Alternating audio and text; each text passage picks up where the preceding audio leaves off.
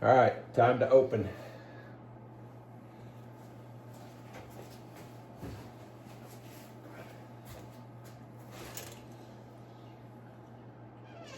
Ooh. First out. That is AMACO Snow. And those underglazes we got off of Amazon. Do you remember what they're called? I'll look here in a minute, but these are some underglazes. They were very reasonably priced for a set of 10, 10 or 12, something like that. And these were just painted on after the snow. And those were really stable. Isn't that gorgeous? Just a little porcelain vase, cone 6. There we go. This was a refire, and it still came out with some pinholes. But this is going to be iron luster with oatmeal over the top. We had some ancient copper at the bottom. I was trying to get rid of the pinholes, and I don't know if I had a bisque fire or issue with this particular piece or what, but it still didn't come out clean like I wanted it to. So.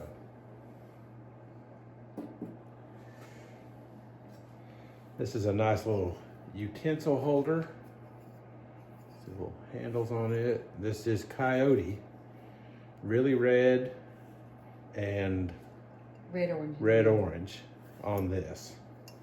And that's just on a buff clay. Just make sure you get to see that. Whew. This is a porcelain vase. I had some real neat little indentions in here that I had used a stamp to put in, and it looks like they just filled in with this honeydew. Look at how that settled on the bottom. If you can see that, she just ran right down to the bottom and stopped. And this, I lined it with eggshell from Coyote, so it's kind of a flat. And it's just going to be a real pretty porcelain vase. Fill that with some zinnias or something this spring, and it will just be gorgeous. Nice little, you got just a little bit of a blue tint here where it broke. If you can see that around the edges.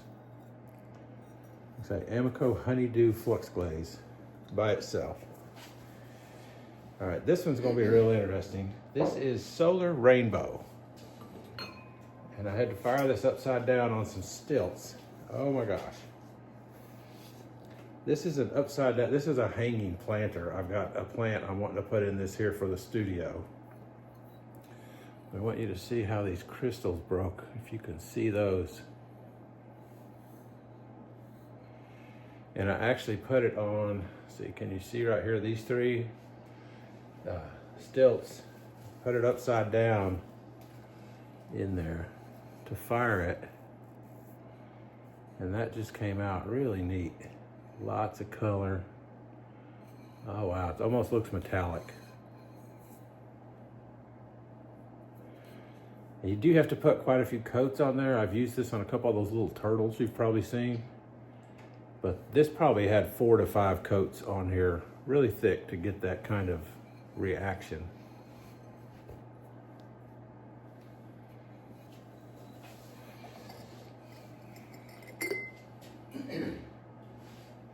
This is a nice little, just a porcelain lidded jar. And I love the way this comes out. This is iron luster. Get pinks out of it. Iron luster. And I did bands. I did thicker bands. You can see where the circles are where I did it thicker and then put a full coat of iron luster down. And then I put oatmeal on top of it.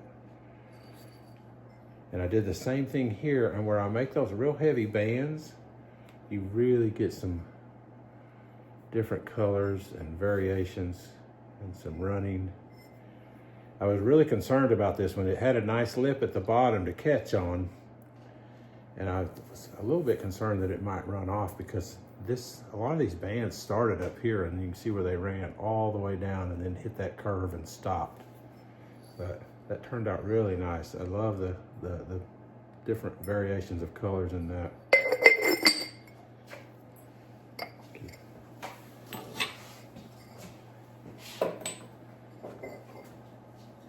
And that was, we got just a really nice cone 6. You can see from the witness cone there.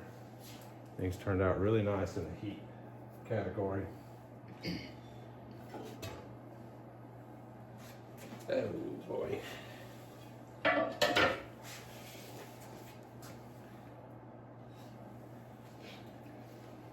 That's pretty. I like that. It's just a big platter. That was iron luster with oatmeal. You see I put, excuse me, heavy around the outside edges. So we got a real nice rundown. I did thicker bands in here, like I was saying on the other pieces. That is just gorgeous, isn't it? Really got some nice drips in there. I am really happy with that one. If you can get up close and see some of that.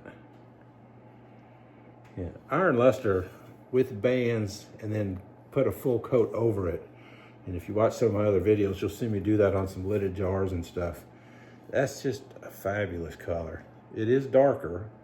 The other way you can do it is do honey flux base coat and then put iron luster over it, and that's a very different color. It comes out lighter, but this one's a little darker, but it's just a really rich, beautiful color.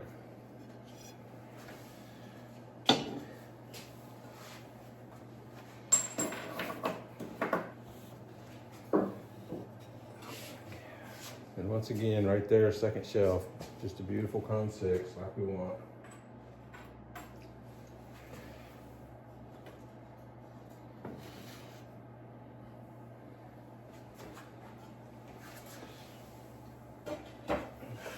These are going to be pretty warm here because that second shelf was toasty. That's not bad.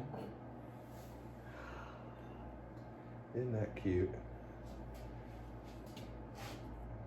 This is a little herb bowl, and I threw it, and then my wife, she put the holes in it so you can put a stem in here and then strip it, or I guess you put it on the inside, strip it out, and it leaves the herbs like rosemary, basil, thyme, different things. A little caterpillar in here so for the holes, and then you can see this has been etched in when the clay was wet and then filled with color. I guess this is snow. Yeah. Snow on the outside. And was this underglazes or something else? This doesn't look like your underglazes. Those don't look as dark.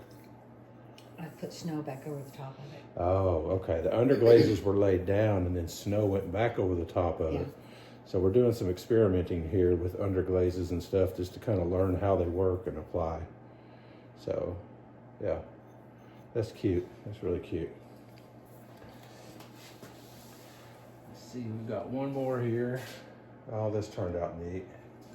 It's another little herb bowl. See, I love the little caterpillars. It's been etched in and then filled in. Look at that one with the little red dots.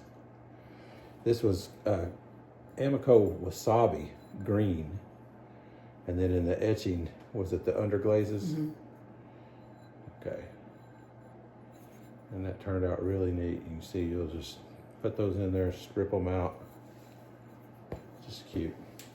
Let's see what these underglazes are real quick, so I can share that. I'll try to get a link to these. These are AMACO fundamentals. There's a set if you're interested on Amazon. It's AMACO underglazes called AMACO fundamentals, and it's a whole set. I think it was about between $50 and $60, mm-hmm. But it's a lot of underglazes for that price. All right. This is a little footed bowl. I made it for myself. Once in a while, I just want something, and so I make it. And I love these little footed bowls. They're just really nice for eating things out of, and whatever you want to use them, yogurt, ice cream, olives and cheese, something, I don't know.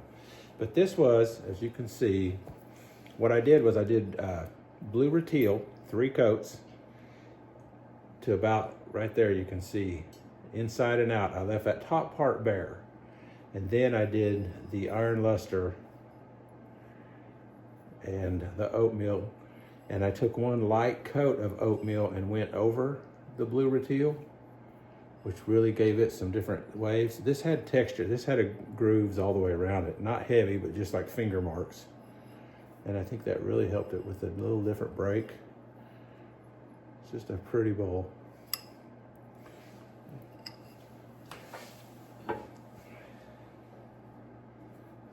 Those are cute.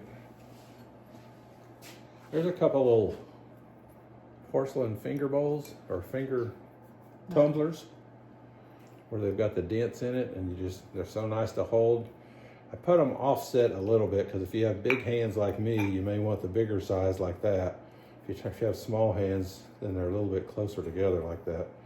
But this is tourmaline on the bottom, halfway up on both of these, and then this is honey flux inside and out. And I actually put a piece of painter's tape around here to put this bottom on it, so I had a nice little edge where that tourmaline was thick, and then I was able to just follow that edge with my brush, and I brought that honey flux right up next to it, and you can see how it just started to kind of go over and blend. I really didn't want it to cover it up too much. I just wanted it to blend in.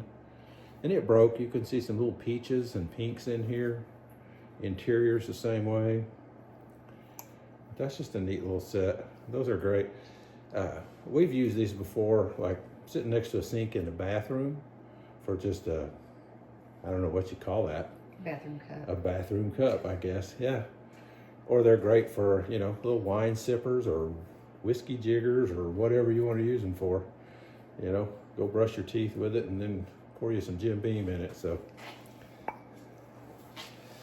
All right, and here. Oh boy, we got a problem here. It's a neat little holy bowl, but my stilt has melted into it. The actual stilt itself, it looks like, got in there. We may put that in the freezer. Oh, she coming loose. There it came loose. Left a problem there, but part of it stayed on there because it had touched. I'll probably be able to get a Dremel at that, and we'll work on that and fix that up. But just a neat little holy bowl, decorative. All right, that's it. Looks like our bottom, we got maybe to cone 5.5. It didn't quite get as hot as I wanted it to get down there, which is probably good, or I'd have had all 3 of these melt into it. So anyway, that's a good kiln load. We've got some more stuff coming. If you have questions about any of those pieces, hey, feel free to ask. Just give me a shout. Thanks for watching. I appreciate you guys, and have fun. Enjoy doing your pottery.